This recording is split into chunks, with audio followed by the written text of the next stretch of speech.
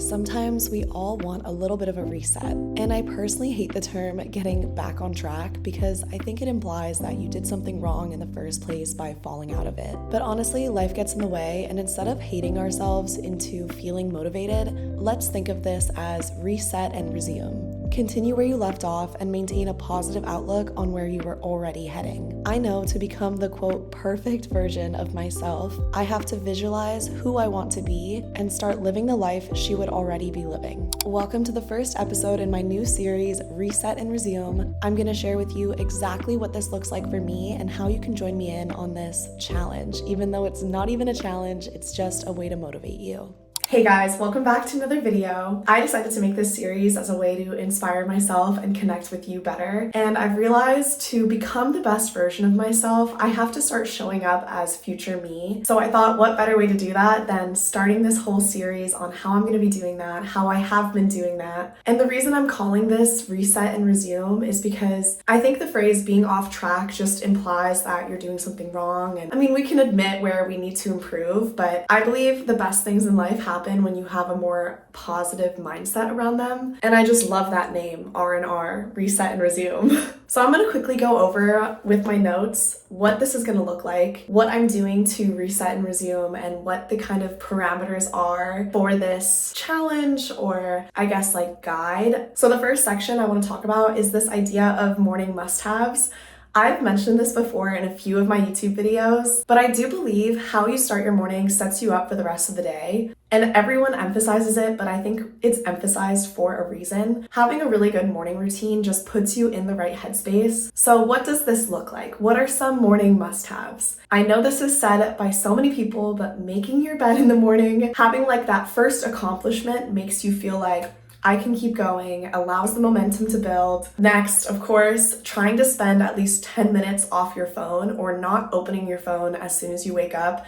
I also struggle with that one, so that is something I'm going to try to improve on. I always turn over and check social media, so gonna be stopping that. But what do you do for 10 minutes? So for 10 minutes, I will just go make my bed, brush my teeth, maybe lay out my clothes if I haven't laid them out the day before, make myself a coffee, do some skincare, just do anything that allows you to first like wake up and be present. And honestly, we do these things anyways, so not having your phone to distract you is really helpful. The next category is actually 3 things, and I like to consider these as 3 aspects to feeling fulfilled. And they can be broken down as something for your body, physical, something creative to inspire you, and lastly, something for your mental health or to grow. So for physical, I challenge you to do daily movement, and this can be as simple as walking for just half an hour to an hour outside every day or on a treadmill. But I'm also challenging myself, and you can join me on this. I want to do something active outside of working out, and this doesn't have to be every day, but at least once or twice a week. I want to go and do an activity that is simply fun. For example, I'm thinking surfing, playing pickleball, classic, like why is pickleball trending right now? But honestly, it's so fun. Picking up a new hobby, like I mentioned, surfing, maybe playing some beach volleyball. Honestly, even just like going to the park and playing tag with your friends. I know that is so childlike, but honestly, I feel like that heals my inner child. But you're doing things that are just going to increase your TDEE, total daily energy expenditure, without it being such like a mentally exhausting workout like a weight workout could be. And then with creative, something to inspire you. This is kind of this idea of you should have 3 hobbies for each of these things. And for me, creative can be drawing. I actually just bought this jewelry making kit that I'll show here. I'm honestly probably gonna end up doing it today, but having a little fun with like arts and crafts, maybe making like a date out of it with your friends. And that's also a really fun way to socialize without drinking. I mean, you can also have like a glass of wine and paint. That's fun too. And I don't know if you could consider this creative, but I think it is. Like honestly experimenting with like hair and makeup, making yourself feel beautiful. It's just a fun way to like engage your brain in a different way outside of your corporate job or school. And then on that note, what's fun for the brain? Now we're getting into the mental aspect, the growth. It sounds boring, but reading, I love reading fiction. Like I have a few books I could recommend. I'll put them down in the description. I'm really loving this one about dragons that's popular. I'm just like a huge dragon fan. But other things too, like Wordle, Sudoku, Sudoku, and even therapy. I have a therapy call once every 2 weeks now, but in the past I was doing it every week. And I think this is a great way for you to grow mentally in your strength and just who you are as a person. The next category, let's go into health and diet. So as you may already know, I am a certified holistic nutritionist. So I am very much into like health and nutrition, but I think I have a very realistic approach about it. And that's what I'm going to be challenging you on, to be more intuitive with the way you eat while having gentle nutrition.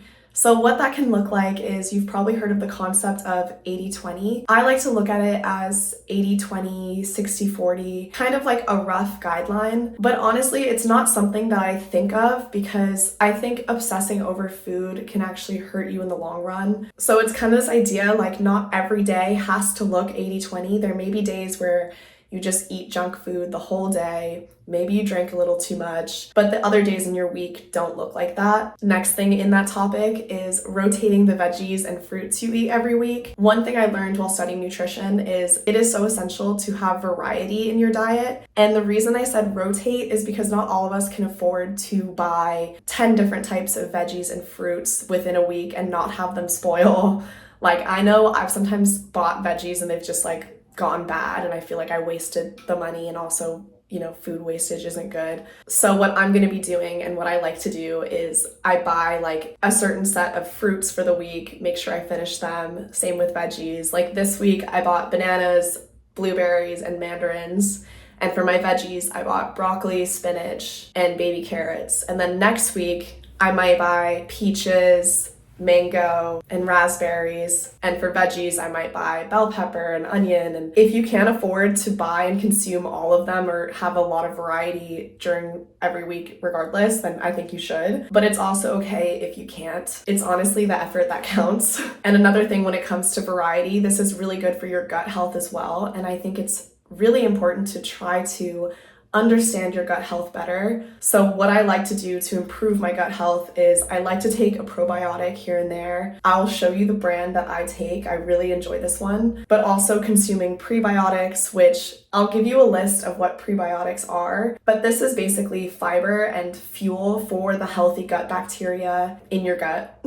And fiber also provides roughage, which is really good for your digestion. Next, I'm going to tell you my non-negotiables, things that I have to do the next few months or for the rest of the year. And the first one, I already do this. I turn on focus mode whenever I'm working, and I'll actually leave my phone in another room sometimes. And that really helps me just stay on track and not get distracted, because our phones just make it way too easy to text someone, watch TikTok. Like, I've wasted so much time just like scrolling on TikTok. So doing that really helps.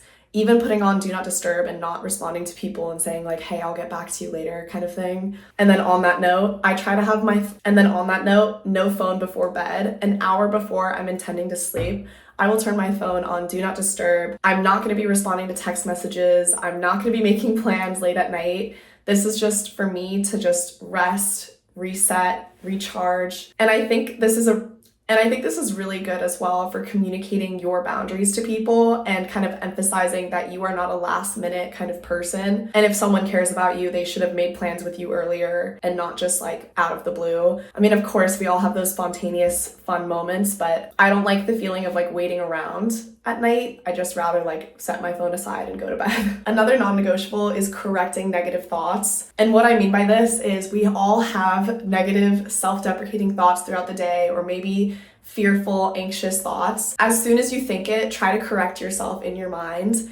And a way to physically do this as well is to write down on sticky notes, paste them up against your mirror. And this ties into the idea of affirmations, which is the next non-negotiable. And I know that sounds like a silly one, but truly affirmations have worked for me so well in the past, and I want to continue doing them. So it is going to be a non-negotiable for me. Every day I have to say something positive to myself in the mirror. The next non-negotiable is just keeping your space really tidy, keeping track of things, staying ahead of it. I've struggled with this in the past. Like, I actually have some laundry I need to fold because I've been putting it off. But you just feel so much more productive and so much in your like best version of yourself era when you just stay on top of things. So hence I'm including that as like a non-negotiable. The next non-negotiable is really watching how I feel around people and removing toxic or negative energy from my life. Honestly, you cannot be the best version of yourself if you're surrounded by people who are judgy or judging themselves or negative,